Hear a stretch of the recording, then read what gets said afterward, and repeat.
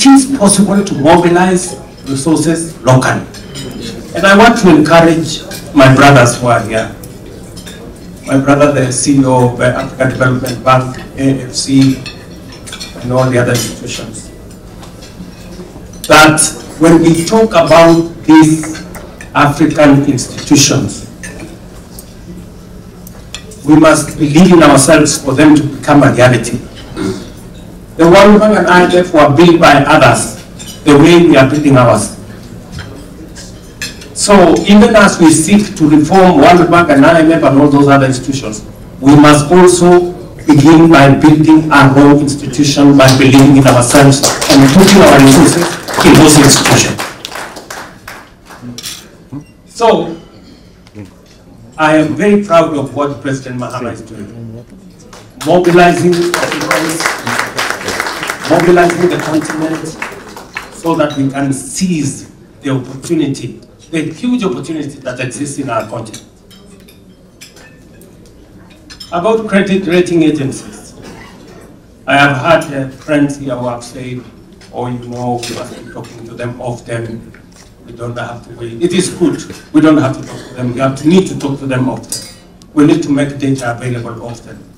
But there is no problem with us having an African credit rating agency.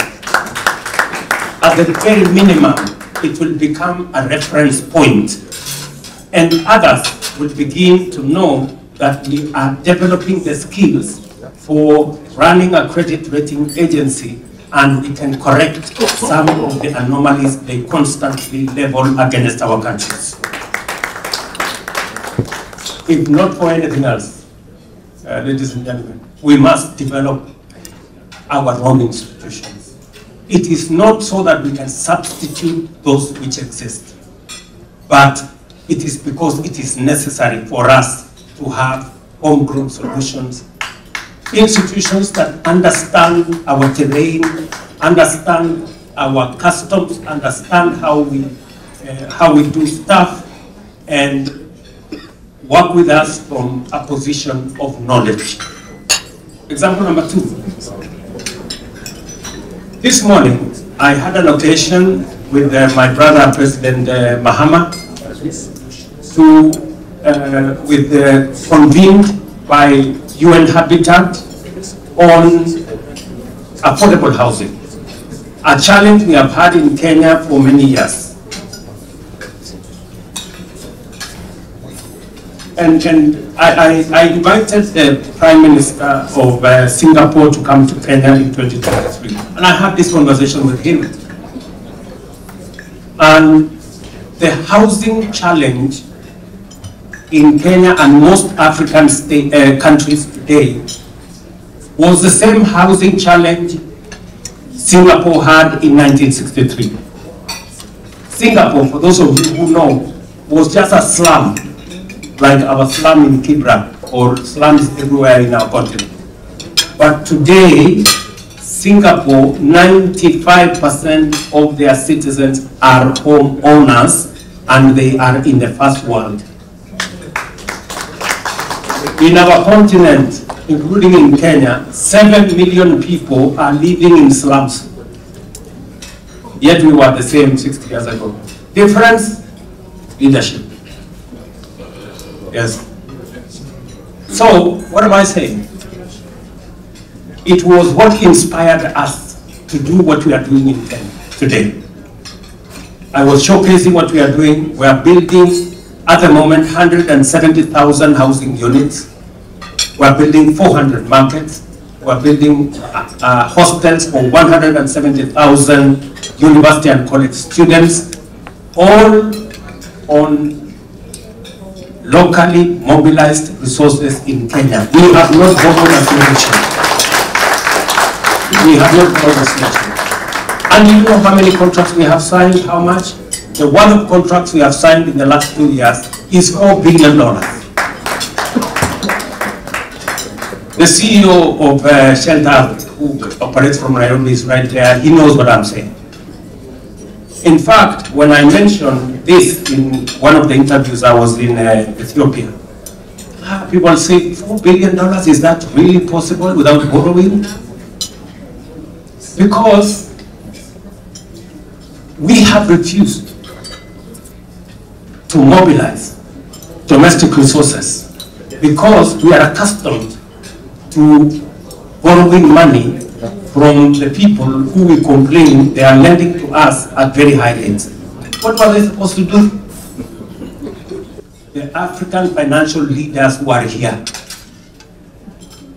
Is the CEO of KCB from Kenya here?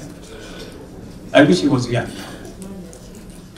You know, we managed to solve one problem in Kenya. We had a big problem with fuel. When I came into office, the first lot of people to see me were oil marketers. They had run out of dollars. There was confusion in the market. There was an imminent stock out of fuel in Kenya. And we had to design an innovative way of how to get out of it. And we found a way on how to get out of it. But there was one problem.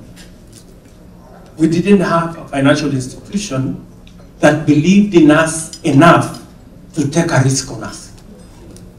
So we had the Standards and the Standards and all these other huge banks, but they wouldn't do it for us. So Kenya Commercial Bank, our own institution, stepped in and sorted out the problem for us. That is the value of having homegrown institutions. And I was persuaded from that moment that the government of Kenya is going to be buying more shares in our own institutions. I have put more money in buying shares in Afrexim Bank. I have put more money in buying shares in Trade and Development Bank, because those institutions will come in handy when we need them.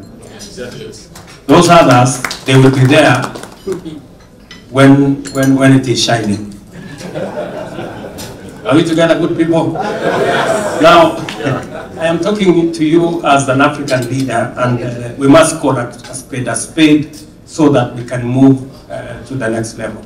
I want to encourage our, and for your information, Kenya Commercial Bank, just by standing with us, they made the most money that year because they took a risk on us.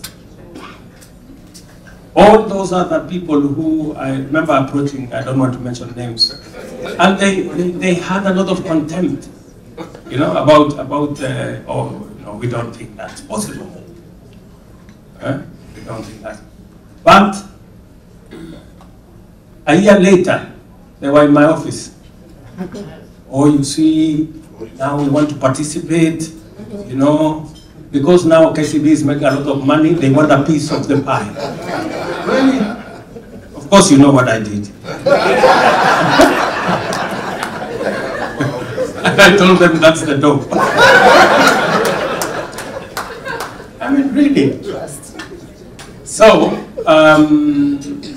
we should, I just want to encourage us that we can do stuff. We can do stuff if we are focused, if we believe in ourselves, and if we work together.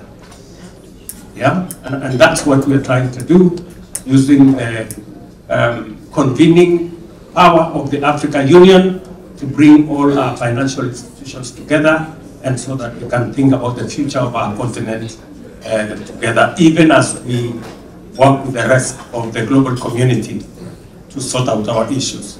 The AU financial institutions will be practical engines of mobilizing domestic and international resources, enabling us to finance infrastructure, build climate resilience, and drive Africa's industrialization.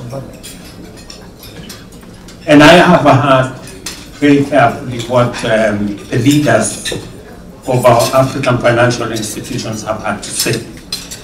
There are two fundamental things that are happening in the recent past. February last year, we did recognize the alliance of African financial institutions, bringing together the African Development Bank, AFC, Trade and Development Bank, and all the other institutions, including SEPRI and the other financial institutions. This was not an exercise in futility. We meant it because it is time. I know, listening to colleagues here speaking, some of us are half-hearted about whether this will work or not. But let me tell you, if you want anybody to believe in us, we must start by believing in ourselves.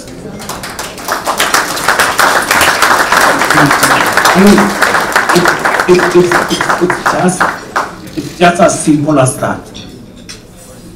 We have to make up our minds as to whether we want to depend on others or whether we want to have homegrown solutions and have partnerships with others to make them a reality.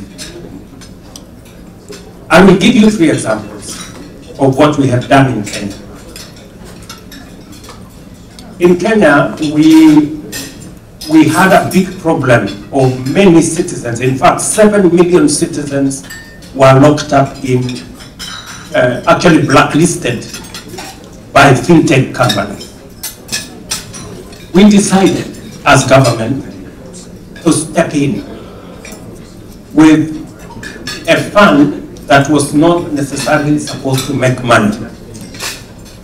And we managed to remove 7 million Kenyans from credit rating agencies, and at the moment they have increased their financial standing. People who were blacklisted, today we have enhanced, we have repaired, let me put it that way, we have repaired their credit rating. That some of them today, people who could borrow hardly 100 shillings, 200 shillings, today there is a mechanism under what we are calling the Hustler Fund that they can borrow up to 150,000 shillings without any security. It was a bold statement. In fact, I remember having a conversation with Bill Gates. Yes, with Bill Gates. And Bill Gates told me, Mr. President, this is not workable.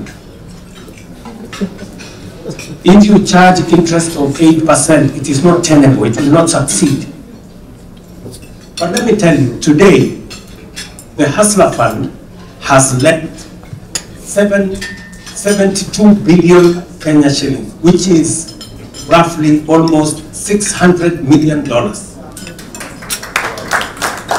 We have actively 2 million people borrowing from that platform. It has not collapsed the way Bill Gates told me. If I had listened to Bill Gates, we wouldn't have the funds today in Kenya. As African government, it is our duty to work together to create a strong continental financial architecture that allows us to trade and pay for goods and services in a timely and predictable manner. We must consider how the financial institutions we have and are planning for bringing a unique advantage to achieve this for our people and our countries. This will ensure investment, job creation, skills transfer, and fiscal liquidity that can sustain continental macro stability and growth, which will strengthen our financial architecture. And the only way we can emancipate ourselves economically is to have a financial infrastructure that understands the continent. We have the multilateral lending agencies, and all of them understand our private sector, including our culture, and know how to create instruments that will help especially small and medium enterprises. The main drivers of economic growth are not those huge multinational corporations. The main drivers of economic prosperity in our countries are going to be the small and medium enterprises. And it is our financial institutions that understand the needs of those small and medium enterprises.